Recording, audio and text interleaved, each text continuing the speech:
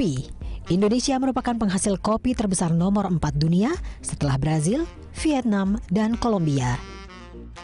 Dan kopi adalah komoditi agrikultur penghasil devisa terbesar keempat untuk Indonesia setelah minyak sawit, karet, dan kakao. Selain untuk ekspor, produksi kopi Nusantara juga memasok kebutuhan dalam negeri.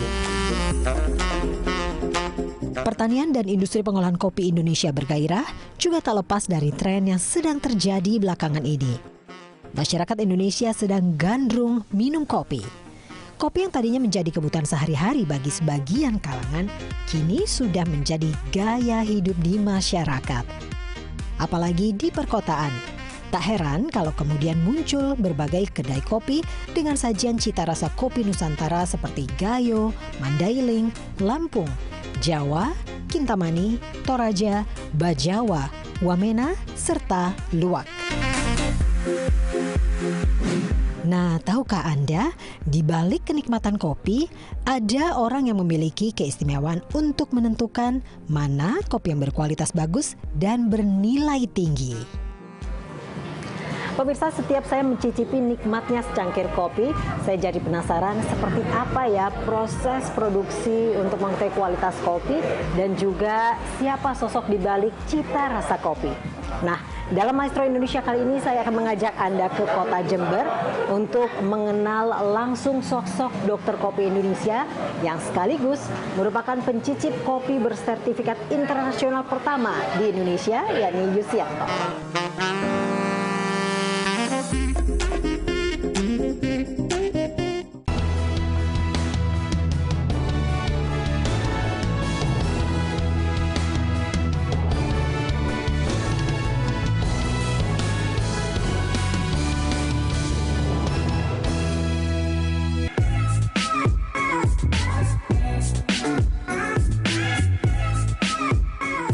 Jember menyimpan kisah menarik soal kopi. Meski sejak zaman Hindia Belanda sebagai penghasil kopi, kota kabupaten di Jawa Timur ini ternyata belum punya produk kopi yang khas menjadi ikon Jember. Namun belakangan, Jember terkenal lagi. Bukan karena produk kopi, melainkan orang yang dikenal sebagai dokter kopi. Namanya Yusianto. Keseharian pria kelahiran Nganjuk 12 Mei 1961 ini adalah sensory analyst atau penguji cita rasa di Pusat Penelitian Kopi dan Kakao atau Puslitkoka Jember, Jawa Timur. Sosoknya seolah jauh dari gambaran seorang barista di kafe-kafe perkotaan. Tapi siapa sangka, ia adalah orang Indonesia pertama yang masuk dalam 24 orang pencicip kopi bersertifikat internasional Coffee Quality Institute dari Specialty Coffee Association of America atau SCAA. Sebagai pencicip kopi, sehari-hari Yusianto harus mencium dan mencicip berbagai jenis kopi. Tak hanya kopi asal Puslitkoka Jember, tapi juga kopi dari seluruh Indonesia dan beberapa negara di Asia dan Eropa. Dalam sehari, Yusianto bisa mencicipi sampai 60 cangkir kopi. Saya yakin karena keistimewaannya dalam menentukan kopi berkualitas bagus dan bernilai tinggi itulah, Yusianto mendapat julukan Dokter Kopi. Selamat siang Pak Yusianto. Selamat siang. Apa kabar? Alhamdulillah baik-baik. Baik ya Pak ya. Ini Alhamdulillah. Bapak lagi periksa biji kopi ya Pak ya? Iya, ini pohon kopi penelitian. Kita coba panen yang sudah merah. Oke. Iya. Jadi kalau pohon kopi yang ini pohon kopi apa nih Pak? Arabica, Robusta atau ada jenis tertentu? Ini Robusta. Robusta. Iya. Oke. Nah, ini kan Bapak ini sangat sangat paham tentang cita rasa kopi. Awal mulanya Bapak jatuh hati untuk menjadi seorang yang ahli di dalam cita rasa kopi ini apa Pak? Awal ketertarikan ini apa nih Pak? Sebenarnya ini tuntutan profesi. Oke, jadi bukan doyan ngopi ya Pak ya? Doyan ngopi sejak mahasiswa, cuman ini tuntutan profesi. Iya. Saya sebagai peneliti kopi sudah seharusnya tahu tentang kopi, mulai dari awalnya mungkin dari ini, kemudian dari pertanamannya sampai dengan cita rasanya. Kalau perlu nanti sampai efek di tubuhnya. Sampai efek di tubuhnya. Iya. Jadi awalnya itu karena memang profesi ya. Akhirnya mau tidak mau mendalami dan akhirnya jatuh cinta gitu ya Pak ya. Iya. Nah ini kan Pak Yusianto ini dijuluki sebagai dokter kopi gitu ya Pak ya. Awal mulanya gimana nih Pak bisa sampai timbul atau muncul nama dokter kopi gitu. Titel dokter kopi itu kan hebat banget Pak. Sebenarnya titel dokter kopi itu bukan kami minta, tetapi orang-orang saja sebenarnya yang menjuluki saya sebagai dokter kopi. Saya tidak tahu apa penyebabnya saya dijadikan dokter kopi. Ya mungkin karena apa ya? Ya pekerjaannya neliti kopi itu sehingga tahu sedikit tentang kopi. Itu siapa yang awal kali memberikan julukan dokter kopi buat Bapak? Nah, sebenarnya itu teman-teman wartawan itu. Kalau titel akademik kan universitas. Kalau ini kan titel apa namanya? Populer saja gitu ya. Gitu. Nah, itu kalau dokter kopi ini kan jadi semacam apa ya, penghargaan buat Pak Yusianto ya. Tidak Ya, bukan yang benar-benar ada apa ya, ada pendidikannya dokter kopi gitu ya Pak ya.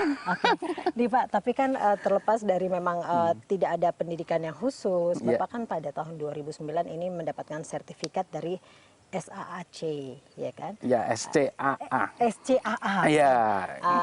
Specialty Coffee Association of America. Nah, SCAA ini maknanya buat seorang Yusianto apa Pak? Alhamdulillah, ini sebenarnya SCAA itu memberikan gelar, memberikan sertifikat karena telah mengikuti pelatihan mereka. Yang kedua telah lulus beberapa ujian. Jadi karena lulus beberapa ujian, mereka memberikan saya titel sebagai Q grader. Q grader. Iya, sebenarnya bukan hanya saya saja, ada beberapa teman yang lain. Tapi Bapak ini salah satu yang awal mendapatkan sertifikat dari SCAA. Iya, yang pertama, grup pertama. Betul. Yang mengadakan waktu itu Asosiasi Kopi Spesial Indonesia atau SCAI, Specialty Coffee Association of Indonesia. Iya, itu tesnya ada tahap 1, tahap 2 dan seterusnya. Apa itu? Tahap 1 itu apa aja? Tahap 1 itu tes lidah. Yang disebut sensory test. Itu ya kan lidah kita itu punya beberapa lokasi, ngicipi manis, asin, asam, pahit. Kemudian campurannya. Nah, terus untuk tahap kedua itu tahap kedua itu ada namanya olfactory test. Olfactory test hidung. Tes hidung ini kita diberikan beberapa bau yang kemungkinan ada di dalam kopi. Dan itu kita suruh nyocokkan. Dan ini yang paling sulit. Yang paling menyocokkan sulit. Antara satu tadi katakanlah diberi A gitu ya, kemudian diberi lagi itu A atau bukan. Ini paling sulit ini. Ya. Untuk menyocokkan yang satu dengan yang lain, tapi harus sama gitu. Ya, itu sulit sekali. Dan lulusnya. Untuk tahap ketiga itu ngapain Pak? Tahap berikutnya itu ada namanya tes triangulation test. Itu harus lulus 3 kali. Itu apa tuh Pak? Itu membedakan antara satu kopi, ada 3 jenis kopi, disajikan, kemudian disuruh cari satu yang beda. Oke. Nah, ini setelah Bapak mendapatkan sertifikat ini, tentunya tidak mudah. Lalu apa yang bisa Bapak berikan untuk masyarakat dengan memiliki sertifikat ini? Manfaatnya untuk masyarakatnya Pak? Ya, untuk masyarakat begini, sebenarnya keterkaitan antara kita itu dengan institusi kita, yaitu Pusat Penelitian Kopi dan Kakao Indonesia. Pusat Penelitian Kopi Kakao Indonesia itu punya lembaga namanya IKRITISI, Pusat Pelatihan.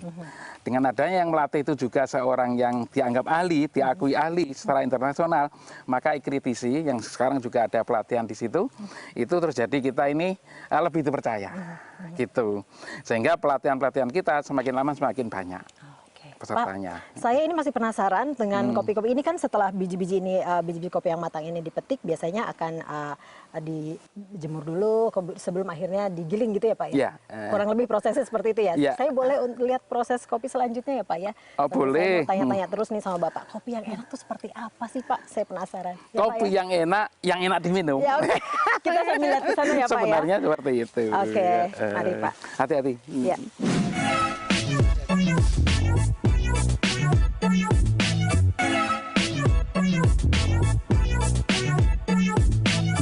Profesi ini menjanjikan tidak sih Pak? Yang buat bertahan itu semua passion sebenarnya. Tapi peneliti itu kan nggak populer di masyarakat. Apa itu peneliti kan nggak tahu.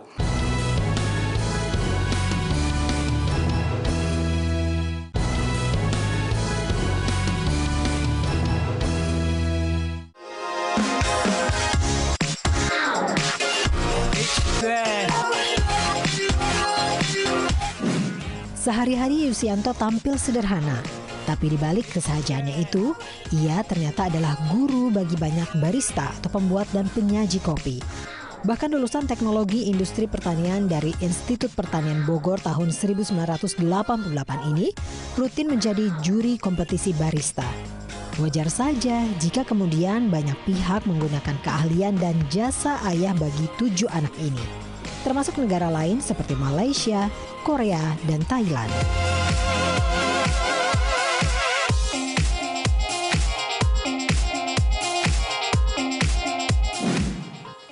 Jadi ini setelah biji-biji kopi itu dipetik, Ya. masuk ke sini untuk dikeringin gitu ya Pak ya? Sebenarnya sebelum dikeringkan ada proses sebelumnya. Di pengelupasan Pengupasan kulitnya ya? kulit buah maksudnya. Kulit buah Iya. kopi, kemudian difermentasi, kemudian baru ada yang masuk ke sini. Oh, jadi Gitu, ada ya. fermentasi terlebih dahulu sebelum dijemur di sini ya Iya, Pak ya? nah, betul. Nah. Oke, ini ada yang warnanya coklat. Saya ambil dulu ya Pak sedikit Iya, ya. iya. Ini ada yang coklat. Iya, Ini ada yang hitam. Iya. Nah, ini ada yang putih. Iya. Nah, kita sambil ngobrol di sini Pak. Iya. Oh, itu malah ada yang hijau. Itu masih Yang hijau ini baru panen awal ya? belakangan biasanya. Oke. Iya. Ini panen belakangan. Jadi, Nah, Pak, jadi ini kalau sudah panen yang merah semua, semuanya harus dipetik. Oh, Sehingga yang hijau harus dipetik. harus diambil semua biji Iya. kopi yang ada di dahan-dahan itu Iya, ya Pak supaya ya? ini Bersih gitu ya, tidak Iya, ada biji bersih. yang tersisa ya? Karena kalau ada yang tersisa nanti memancing adanya perkembangan hama pengerek buah kopi. Oke, jadi setelah yang merah dipetik semua, yang hijau tetap harus dipetik, Harus dipetik, tapi di sini di akhir. Di akhir. Sampai habis, kemudian baru yang pembungaan baru untuk tahun Oke, berikutnya. tapi ada perbedaan cita rasa tidak Pak? Ya jelas, Beda yang ya? ini masuk mutu inferior. Kalau yang petik merah masuk mutu superior. Oh. Yang nantinya jadi kopi spesialty. Tetap lebih bagus yang biji merah. Nah, Tapi iya. biji kopi yang hijau tetap banyak yang suka Pak? Ya tetap laku. Tetap laku. Bukan suka, enggak suka, tetap laku. Tetap laku ya Pak? Iya, betul. Oke, Pak, ini kalau kita berbicara biji kopi yang ada di sini, ini Iya. kan ada yang warna hitam, ada yang warna coklat, ada yang warna putih. Ini bedanya apa Pak dari masing-masing biji kopi ini? Sebenarnya ini adalah perbedaan proses. Kalau yang putih ini proses full wash. Full wash. Kalau full wash itu kopi di merah dipetik, kemudian dikupas kulit pulpnya, Ya. kemudian difermentasi dan dicuci bersih. Oke. Kemudian baru dijemur. Betul. Sehingga tidak ada sisa gula sama sekali. Kalau dijemur dia warnanya Putih. putih. Sebenarnya ini masih ada kulitnya. Kulit tanduk ini. Nah, kopinya masih di dalamnya. Oh, kopinya masih di dalamnya. Nah, betul. Ini kopinya. Oke. Nah, yang Kalau merah. Yang merah ya, bukan coklat ya? Anggap aja merah Merah. kecoklatan. Ini kopi dipetik, dipulper, kemudian tidak difermentasi, Oh, tidak dan difermentasi. tidak dicuci, langsung dijemur. Oke. Nah, ini hasilnya seperti ini. Oke, Kulitnya masih merah karena ada gula yang mengalami proses karamelisasi. Kalau yang hitam? Kalau yang hitam ini tanpa dipalper, ya. Tidak di palper, tidak dikupas kulitnya ya, Pak ya? Petik langsung jemur. Oke. Sehingga kulitnya ini langsung kering ini. Ini sudah kering. Kalau basahnya ya seperti yang itu, hijau itu. Nah, bedanya dari kopi-kopi ini nantinya apa Pak setelah jadi kopi yang siap diminum itu? Oh, rasanya. Rasanya apa Pak? Kalau kopi yang putih, Yang putih tadi ini spicy. full wash ini? Full wash ini Full wash ini spicy. Spicy, karameli. Kalau yang ini Pedes disebut- gitu Pak? Iya, ada bau pedasnya. Oke. Nah, walaupun rasanya mungkin asam ya. Kalau yang ini biasanya seperti ada madunya. Makanya disebut kopi olah madu Kopi olah madu. atau pulp natural. Oke, kalau yang ini? Kalau yang itu biasanya Yang kita- fruity. Fruity. Ini karena oke. apa? Kulitnya ini kan seperti buah ya. Nanti dikeringkan masuk ke dalam bijinya. Nah, Pak, ini untuk menjadi seorang dokter kopi ini kan tidak mudah ya Pak ya. Dalam satu hari, Bapak bisa berapa banyak mencicipi kopi Pak? Ya tergantung sampel yang masuk sebenarnya. Kadang-kadang kalau pas banyak bisa 30, kadang 60 sampel. Oh, sampai 60 sampel satu Iya. hari. Tapi kalau sampel tidak ada ya adanya. Itu nggak mati rasa ya Pak? Nyicipin sampai 60 sampel gitu Pak? Kan pakai istirahat. Oh, pakai. Gak terus-menerus. Lagi pula prosedurnya mesti jangan terlalu panas. Oke, Iya. si kopinya itu jangan terlalu panas. Kalau terlalu panas nanti sebentar aja kita kan agak terbakar. Makanya kita sebelum cicipi kita pegang dulu pangkoknya. Nah, Nah, gitu. Oke, nanti saya akan lihat Bapak bagaimana step-step atau cara-caranya untuk mencicipi ya Pak ya. Nah untuk ini kan saya dengar Bapak juga banyak klien-klien atau sampel-sampel yang berdatangan dari kedai-kedai kopi yang ada di Jakarta yang namanya sudah cukup terkenal gitu ya Pak. Nah itu biasanya apa yang mereka tanyakan pada Bapak? Ada juga yang belajar ke Bapak. Nah itu biasanya apa sih Pak? Begini. Belajarnya apa sih Pak? Belajarnya itu sebenarnya kita itu mengadakan kursus dasar. Kursus dasar cita rasa kopi di Pusat Penelitian Kopi dan Kakao Bukan Indonesia. Barista ya Pak ya? Beda Bukan, ya? bukan, Barista itu kan beda. membuat kopi, kalau ini cita rasa kopi. Cita rasa bahan kopi, terutama bahan. Bahan kopi. Karena apa? Kenapa bahan itu diutamakan? Karena begini, ekspor kita sebagian besar 90% dalam bentuk bahan. Kopi biji. Orang luar negeri tidak mau dia mengimpor dalam bentuk roasted karena dia punya mesin roasting. Nah, Oke. gitu. Jadi lebih ke cita rasanya itu tadi. Cita rasa bahan baku. Iya, Nah, itu. ini Bapak sudah belasan tahun jadi seorang ahlinya kopi, dokter kopi, Q-grader gitu ya. Profesi ini menjanjikan tidak sih Pak? Oh, dokter kopi bukan profesi sebenarnya. Bukan Pak? Bukan. Dokter kopi itu gelar yang diberikan oleh orang. Oke, jadi Q-grader ini kan juga udah belasan tahun. Itu menjanjikan tidak profesinya? Q-grader, kalau Q-grader hanya dari SCA atau SCAI, tidak menjanjikan sebenarnya. Tidak menjanjikan. Yang menjanjikan itu justru tindak lanjut dari kalau sudah jadi. Belum jadi pun tidak apa-apa. Tapi membuat seperti kedai kopi, apa itu yang menjanjikan. Kalau profesinya sendiri tidak. Kalau sebagai pelatih, oke, pelatih seperti saya kan pelatih di sini, gitu ya. Kemudian sebagai penguji di lab, oke. Tapi kalau profesi sendiri, saya kira enggak itu. Jadi yang membuat Bapak bertahan, yang terus membuat Bapak konsisten, menjadi seorang Q-grader, menjadi dokter kopi gitu ya, bisa dibilang, itu apa Pak? Sebenarnya saya sendiri adalah seorang peneliti kopi. Seorang peneliti kopi itu harus tahu kopi terus-menerus dan tahu perkembangan kopi setiap saat. Itu. Jadi, Q-grader atau dokter kopi ini merupakan atribut tambahan sebenarnya dari seorang peneliti kopi. Tapi peneliti itu kan nggak populer di masyarakat. Apa itu peneliti kan nggak tahu. Tapi kalau dokter kopi itu kayaknya wah yang bisa menyembuhkan gitu ya, menyembuhkan kopi.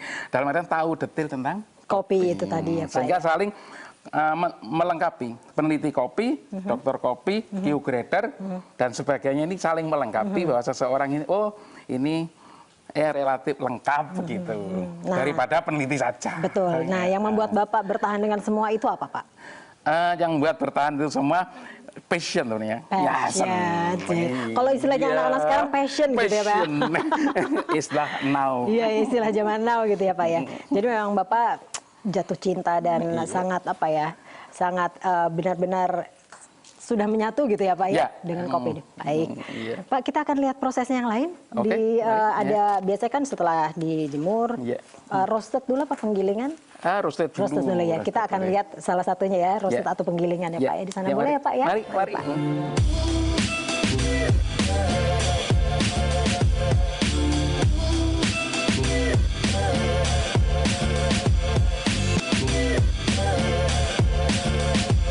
Kalau mau melek, jadi minumnya robusta tidak pakai gula. Betul.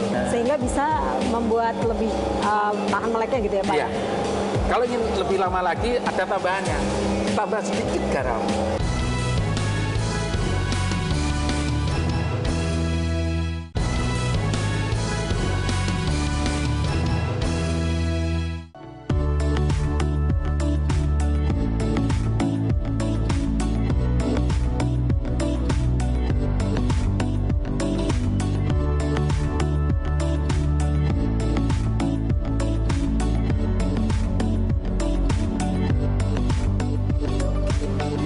Saya begitu kagum dengan keistimewaan yang dimiliki Yusianto. Ia mengenal betul cita rasa kopi Nusantara. Menentukan kualitas kopi, entah biji maupun minuman, sudah tentu menjadi keahliannya. Tapi lebih dari itu, ia mampu menilai aroma, derajat keasaman kopi, serta asal-usul dari biji kopi tertentu. Wajar memang kalau ia menyandang gelar dokter kopi. Nah, jadi ini ruangan untuk memproduksi produk akhir dari kopi. Oke, di sini akhirnya ya. Jadi termasuk kopi bubuk dan lain-lain. Oke, Pak, itu kan tadi saya penasaran dengan kopi itu kan ada yang rasanya enak, ada yang rasanya unik, tapi ada juga yang bagus gitu. Nah, itu gimana tuh Pak? Kalau yang unik itu kopi yang seperti apa Pak? Sebenarnya yang unik itu bisa jadi karena daerahnya. Seperti kopi Gayo berbeda dengan kopi Sumatera Utara, berbeda dengan Jawa Barat, itu unik ya. Kemudian yang enak itu tergantung raciannya, tergantung baristanya. Kalau nyajikan apakah dia mau enak atau enggak.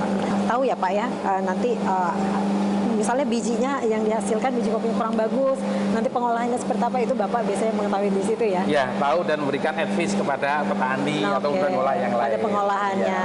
Nah, ini untuk tadi efek yang dirasakan dari peminum kopi itu juga saya dengar Bapak juga mengetahuinya. Ada semacam, saya tidak tahu apakah ini mitos atau fakta yang katanya kalau kopi itu tidak baik untuk dikonsumsi oleh misalnya ibu hamil, atau misalnya kopi itu mengakibatkan sakit lambung misalnya. Itu gimana tuh Pak? Dampak kopi terhadap tubuh itu sebenarnya seperti apa Pak?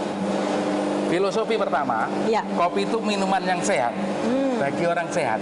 Oke. Nah, ini yang pertama. Minuman sehat bagi orang sehat. Orang sehat. Iya. Kemudian bagi orang yang berbahaya lambungnya, sebelum minum kopi dia perlu makan dulu kue, mamanya pisang goreng atau singkong goreng atau apa yang sebagai landasan. Karena kopi ini mengandung kafein yang merangsang pengeluaran asam lambung. Sehingga tidak langsung nanti kalau minum kopi saja asam lambungnya jadi keluar, tidak ada yang dicerna sehingga lambungnya menjadi luka. Jadi semacam harus makan sesuatu yang melapisi lambungnya. Ya, gitu. Betul. Oke. Jadi untuk Robusta dan Arabica ini katanya efeknya terhadap lambung juga saya dengar berbeda ya Pak? Oh, berbeda. Nah, itu gimana tuh Pak? Karena kandungannya berbeda. Kalau Arabica itu asam klorogenetnya lebih kecil daripada Robusta. Kafeinnya Arabica lebih kecil daripada Robusta. Karena lebih kecil, ini efek Arabica lebih kecil daripada Robusta. Jadi Robusta itu membuat kita ini lebih cepat melek, tapi di samping itu juga lebih cepat berdebar. Kalau Arabica tidak. Robusta itu begitu. Oke, jadi karakternya Robusta itu untuk efek ke badannya lebih besar. Jadi kalau Robusta itu lebih banyak mengenai fisiologis kita. Jadi benar ya Pak ya, kalau kopi itu bikin mata melek itu benar ya Pak? Oh betul, tubuh itu kan merespon masing-masing. Merespon kopi ya, merespon gula iya. Akhirnya apa yang terjadi? Lebih banyak merespon gulanya. Sehingga apa? Ngantuk yang terjadi.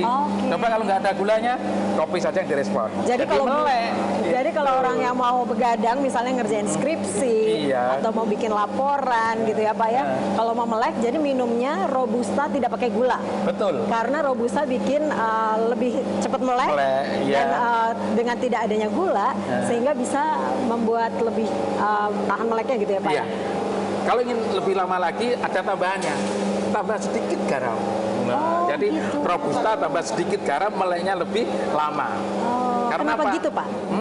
Karena garam ini merupakan penahan cairan. Sedangkan kopi itu mempunyai efek diuretik. Kalau ditahan dengan garam, dia sirkulasi kafein dalam tubuh lebih lama, sehingga meleknya lebih lama. Oke, tapi kalau untuk orang yang lambungnya sensitif seperti saya, berarti Arabica ya Pak ya? Arabica nggak pakai gula ya Pak? Nggak pakai gula. Dan sebelum itu makan sesuatu dulu. Oke.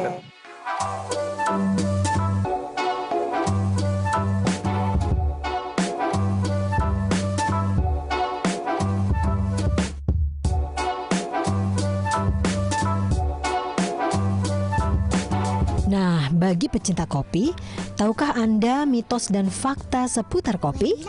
Kopi mempunyai daya pikat luar biasa, sehingga kita harus bijaksana dalam mengkonsumsinya.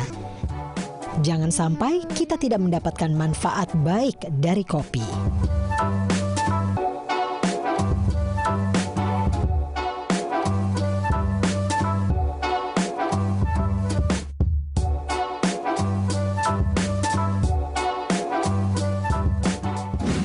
Ini saya ini udah ada keluar asapnya. Ini biasanya apa prosesnya di sini? Ini sebenarnya penyangrean. Penyangrean itu untuk menyangrai kopi. Jadi kopi. Sekarang memang ada green kopi yang disangrai tanpa disangrai, bahkan penyangkaiannya sedikit sekali. Biasanya untuk apa namanya pelangsing. Iya. Tapi iya. umumnya kopi disangrai dulu. Oke. Nah, ini selalu dilihat suhunya sama ininya. Suhunya harus konsisten di 100. Oh enggak, jadi enggak? suhu itu makin lama makin tinggi dia. Oh. Makin lama makin tinggi. Tapi lain alat, lain penunjukan suhu. Oh, jadi Kalau di tergantung sini, alatnya. Mas Mono yang hafal, mungkin 180 atau berapa? Berapa? Ini 150 sampai 175, Pak. Oh iya, tergantung tingkat sangrainya. Tingkat sangrainya. Berapa lama biasanya di sangrainya, Pak? Ini pengalaman kami, yang dia juga, kadang kalau cepat 10 menit selesai. Oh, Tapi rata-rata 15 menit. itu tergantung dari apa, Pak? Lamanya penyangraian. Oh, tergantung pertama, tergantung pada jumlah kopi yang dimasukkan, Oke, ha. suhu awalnya, Suhu awalnya. juga tergantung apakah dia sangrai pertama atau sangrai kedua. Oh, memang kopi berulang kali di sangrainya, Pak? Sebenarnya begini, karena sangrai pertama ada pemanasan, alatnya itu, sehingga dia lebih lama sedikit. Kalau saya sangrai kedua, cepat dia. Oh, Ya, iya. karena sudah panas kan, lebih cepat. Oh, ini dari harumnya itu biasanya ketahuan Iya. sudah cukup masak atau belum di sangrainya. Pertama bukan hanya aromanya, pertama warna. Jadi mata kita harus lihat itu warnanya. Kemudian yang kedua warna asap. Warna asap ini berpengaruh. Pertama yang keluar ini adalah uap air Oh, dari kopinya itu dari tadi kopinya. ya? Nanti pada suhu sekitar 120-an derajat pada kopinya, itu uap airnya habis. Setelah itu yang menguap adalah komponen cita rasa, termasuk CO2 dan lain-lain. Oke. Berarti Ini kalau kalau ini kita masih lihat, ada asapnya, ini masih... Gini-gini, ini terasa basah. Hah? Basah. Boleh ya, saya coba ya, Ya Pak? boleh. Nah, Oh, iya. terasa basah, Iya. berarti masih air. Air. Warnanya agak putih-putih gitu ya. Yang paling penting yang dilihat, bukan yang dibau. Oh, biji kopinya itu tadi ya, Pak dilihat. ya? Jadi dia dikeluarkan dilihat, yang penting dilihat. Nah, itu ini coba warnanya itu berubah dari kehijauan jadi kekuningan. Oh, Ini kan masih hijau. Ini berarti yang green coffee itu tadi? Ya, masih green, berarti belum apa-apa. Dia masih menaikkan suhunya sambil menguapkan airnya. Oke, iya. Oke, Pak Lasmono, makasih ya Pak ya. Pak, saya ini penasaran ya, Ya. Bapak ini kan sebagai dokter kopi, ini kan mengetahui mana biji kopi yang karakteristiknya kurang bagus atau cacat biasanya. Ya. Nah, itu untuk mengatasi atau treatment bagi biji-biji kopi yang kurang baik atau cacat itu tadi biasanya seperti apa, Pak? Begini, pertama cacat itu dibagi dua. Pertama cacat fisik, kedua cacat cita rasa. Kalau cacat fisik, ini bisa dilihat, kemana ini ada hitamnya. Ada hitamnya. Ini disebut kopi hitam sebagian. Nilai cacatnya setengah. Oh. Kalau penuh, nilai cacatnya 1. Kalau dia cacatnya 1, masih bisa dipakai? Oh masih. Oh, masih. Nggak ada kopi yang nggak berharga. Oh, gitu. Tapi mohon maaf sebentar. Ini Berarti setiap biji kopi itu berharga, Pak? berharga. Oh. Jadi setiap biji kopi berharga. Iya. Ini pembungaan sampai dipetik aja butuh waktu 7 bulan. Berharga. Jadi ini pecah tetap berharga. Nah, ini nanti disendirikan. Nah, ini pecah dan hitam harus disendirikan. Nah, nanti kalau kopi yang tanpa cacat itulah yang mutu satu. Yang begini Itu nanti dipisah-pisahkan gitu ya, Pak ya? dipisahkan secara kalau punya mesin pakai mesin, kalau nggak punya mesin ya manual orang yang kerja. Nah, terus cara mengatasinya ketika dia katakanlah hitam Biji cacat sebagian. ya? Biji cacat ini biasanya dikumpulkan jadi satu, disangrai lebih gelap. Kemudian yang kedua, kalau sudah disangrai lebih gelap, nanti dicampur sama aroma lain. Contoh kopi jahe. Oh, Gitu. oke. Jadi diantisipasi dengan adanya aroma jahe. Jadi kalau untuk yang kualitas satunya tetap dia murni tidak bisa dicampur dan apakah ada perbedaan dari cara roastingnya, Pak, atau penyangraiannya? Oh beda, jadi gini, contoh ini kan paling gelap. Karena ini ya kan warnanya beda-beda ini ya, ini Pak kan ya? agak ringan. Ini kalau di internasional disebut American Roast. Ya. Oh. Ini lebih banyak berbaunya itu seperti bau jagung. Ini bau jagung masih ada dan bau kacang. Nah kalau sekarang mungkin Nggak kecium. harus digiling dulu. Iya, iya. Ini Arabica semua. Ini Arabica semua ya. Nah kalau sudah begini, ini biasanya orang-orang kita itu lebih senang yang ini. Karena yang lebih gelap ini Orang Indonesia. asamnya lebih rendah. Dan kebiasaan orang Indonesia itu dulunya itu minum kopi yang hitam. Nah kalau langsung dikasih gini, kopi kok rasanya ada pedesnya, ada seperti jamunya. Gitu. Tapi kalau di luar banyak yang Kalau yang seperti di itu. luar ini tergantung juga. Tergantung. Italian Rose ya seperti gini. Kalau ini apa? Ini kan tadi American Rose, Nah. ini Italian Rose. Kalau ini apa? Wah, aku nggak hafal itu. Itu istilahnya orang luar itu. Nah, kalau saya bilang ini dark rose. Ini medium ke dark, ini medium, ini light rose. Oke. Gitu aja. Iya, iya, iya. Kalau istilah negaranya ya orang negara itu beda-beda. Iya. Oke Pak, ini kan tadi kita udah lihat dia ini ya digiling, Ya. dipanggang, dan ini hasilnya macam-macam. Bagaimana mengatasi biji kopi yang cacat. Ini saya masih penasaran Ya. dengan bagaimana Bapak mencicipi kopi. Ya. Bagaimana Bapak menentukan cita rasa kopi. Boleh tahu ya Pak ya? Saya Boleh. cara-caranya ya Pak ya. Ya. Oke. Ya, ke ruangan lain Pak? Ada? Iya, mari Ya, ruangan oke. lain.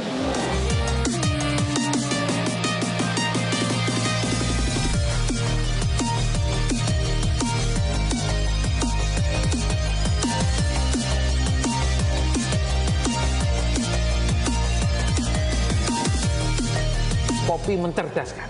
Nah, kafeinnya itu mendorong kerja jantung kita lebih giat, sehingga darah mengalir ke otak, ya, sehingga otak lebih encer, jam meleknya lebih lama.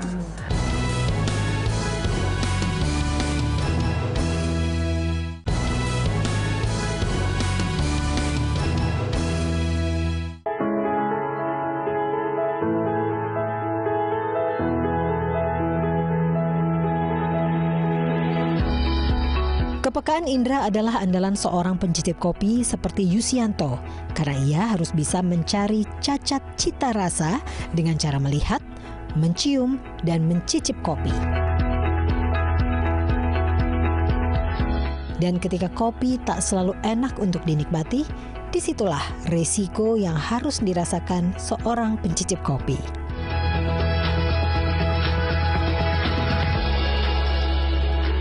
Jadi nanti ini biasanya kafenya di sini ya Pak ya? Iya, ini untuk melengkapi institusi kita.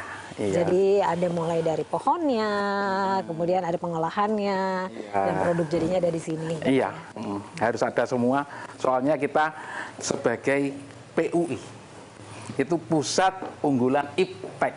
Oke, betul. Bidang kopi. Bidang kopi Iya. dan kokoa ya di sini. Kakao juga. Kakao Iya. juga. Oke.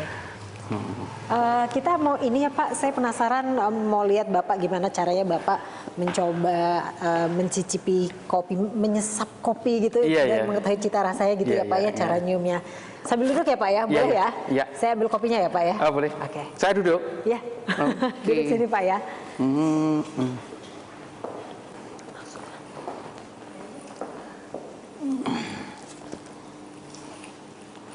Nah Pak,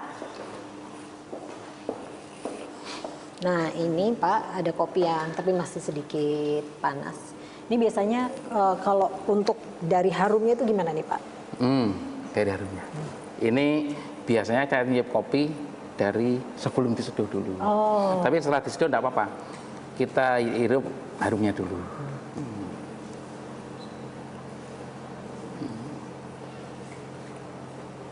Ini ada berapa? 4. Ada 4.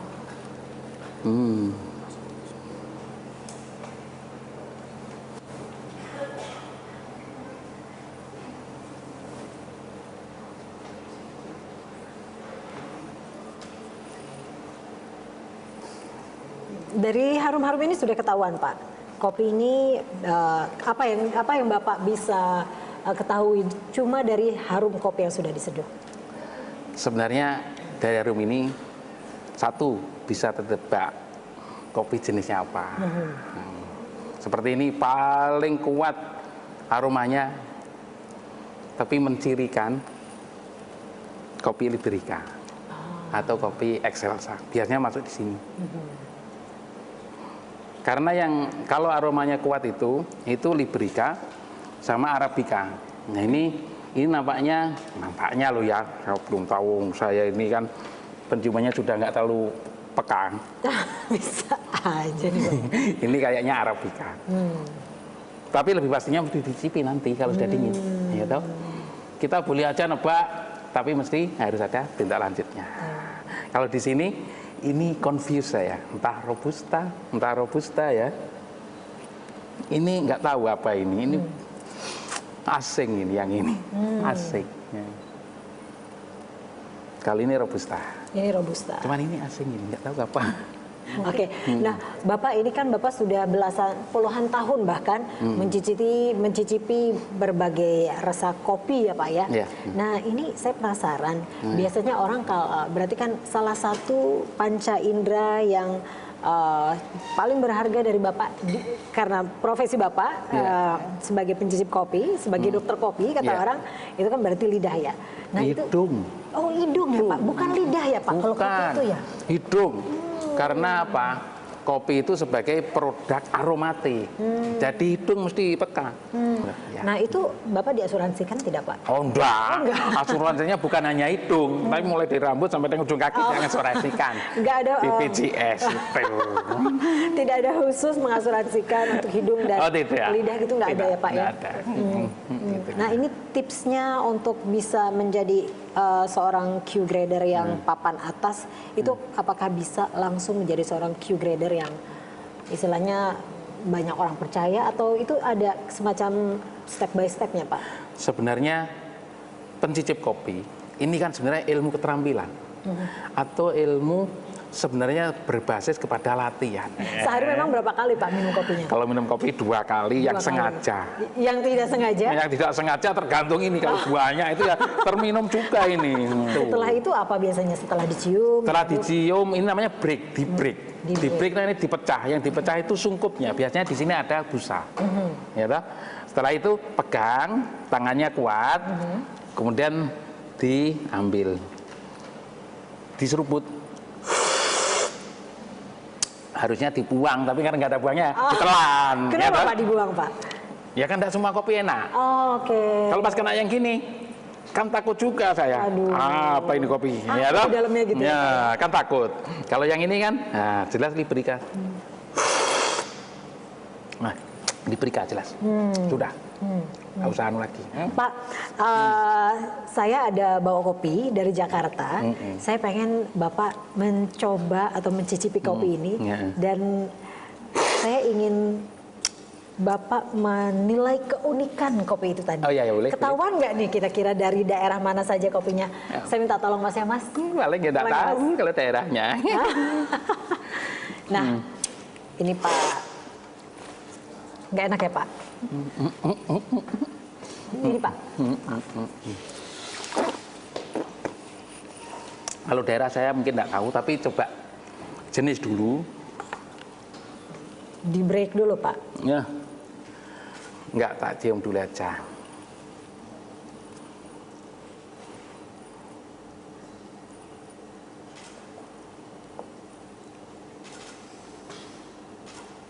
Cuman gini.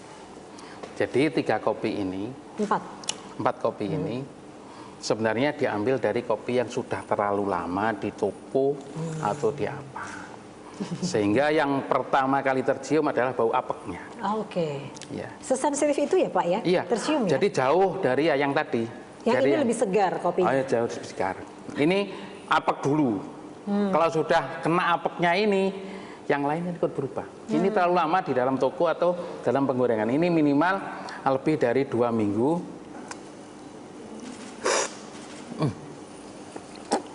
Ini mirip kopi Librica Nevo. Biasanya dari Jambi, modelnya gini. Dari Sumatera ini? Iya, dari Jambi, daerah Tanjung Jabung itu memproduksi kopi namanya kopi Nevo. Itu dari Librica. Cuma Librica ini sudah lama, gitu. Kalau ini Arabica lama tapi acidity tinggi. Bisa jadi ini dari Jawa Barat, bisa jadi ini dari Aceh. Masih bisa deteksi kira-kira. Kira-kira ya Pak. Soalnya apeknya tadi yang sudah. Jadi asamnya ini dibanding asam yang Arabica yang sana jauh. Itu asam enak, ini asam tidak enak.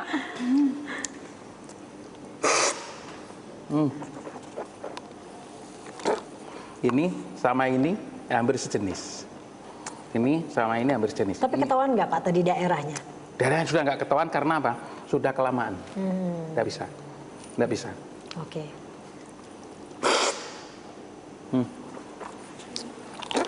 Sudah nggak bisa ditebak asalnya. Tapi kalau nebak dari asamnya saja, asam yang tinggi seperti ini biasanya Gayo asam tinggi atau Jawa Barat asam tinggi. Ini kalau tidak Gayo, Jawa Barat. Kalau asamnya itu gitu. Cuman karena sudah lama, ini entah benar entah enggak. Karena ada aroma yang khas Gayo yang sudah tidak ada. Coba saya lihat ya Pak ya. Arabica Seco. Nah ini coba yang lain kira-kira bisa nggak Pak? Ketahuan nggak? Kalau jenis mudah, asal sulit. Apalagi kopi ini sudah tadi ya, still. Jadi seperti yang saya katakan tadi, cup tester yang paling penting adalah hidungnya. Begitu hidung kita itu membau itu sudah apek semua, yang kita andalkan lidah. Ini andalan kedua. Lidah andalan kedua. Nah andalan kedua itu hanya bisa merasakan pat, yaitu manis. Gitu. Kemudian asam, sepet, pahit. Nah kan gitu. Tinggal itu berarti kan lebih sedikit anunya peluangnya.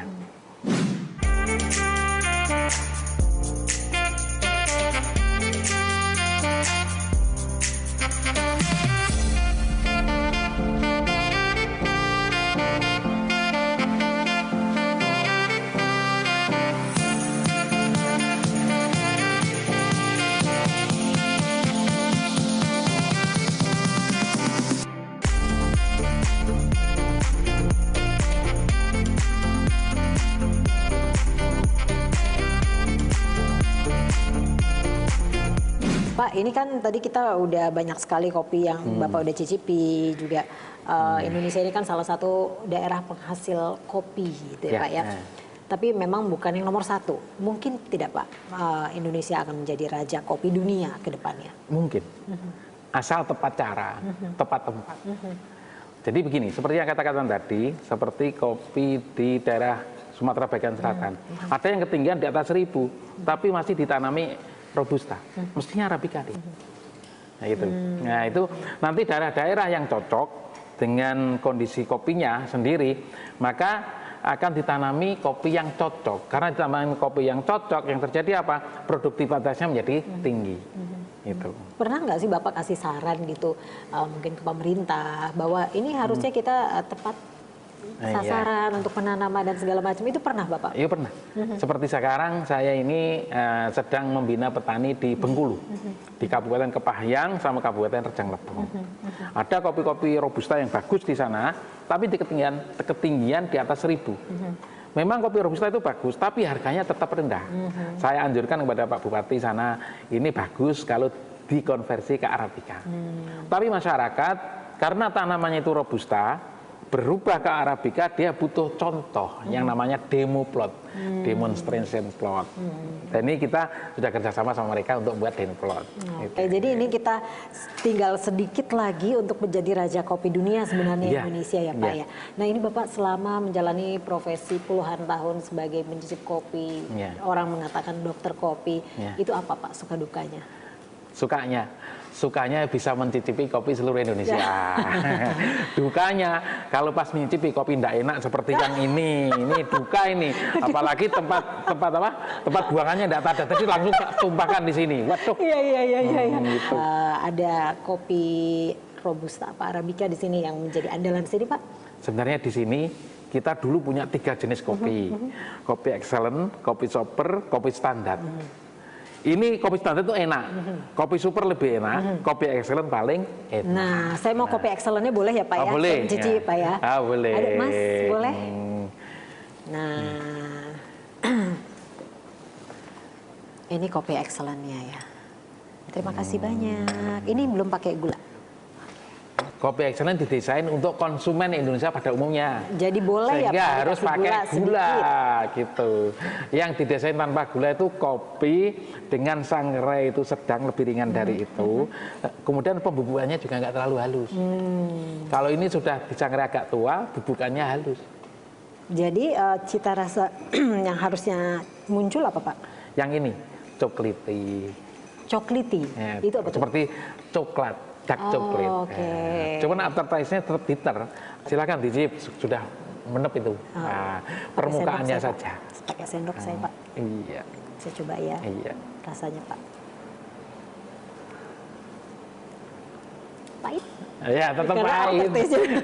Kopi ya, Pak, kalau nggak pahit nggak kopi. Begini saya kasih tahu bahwa kopi itu walaupun Arabica yang seperti ini kan asam sekali.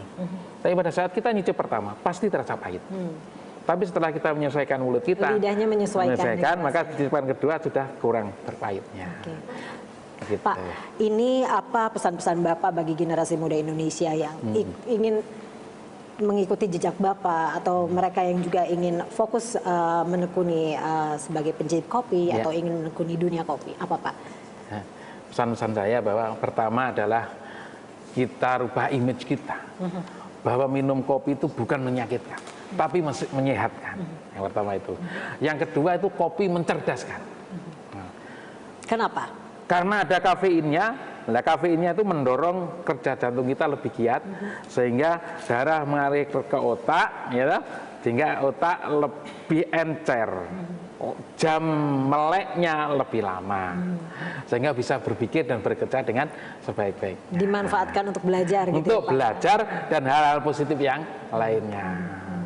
Gitu. Apa lagi, Pak, pesannya, Pak? Itu yang berikutnya adalah kita harus bangga terhadap kopi Indonesia. Nah, gitu. Kopi Indonesia itu paling beragam di seluruh dunia.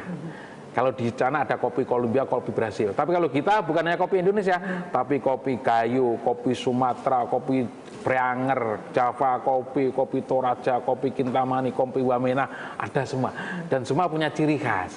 Tapi itu tadi harus fresh from the oven. Oke.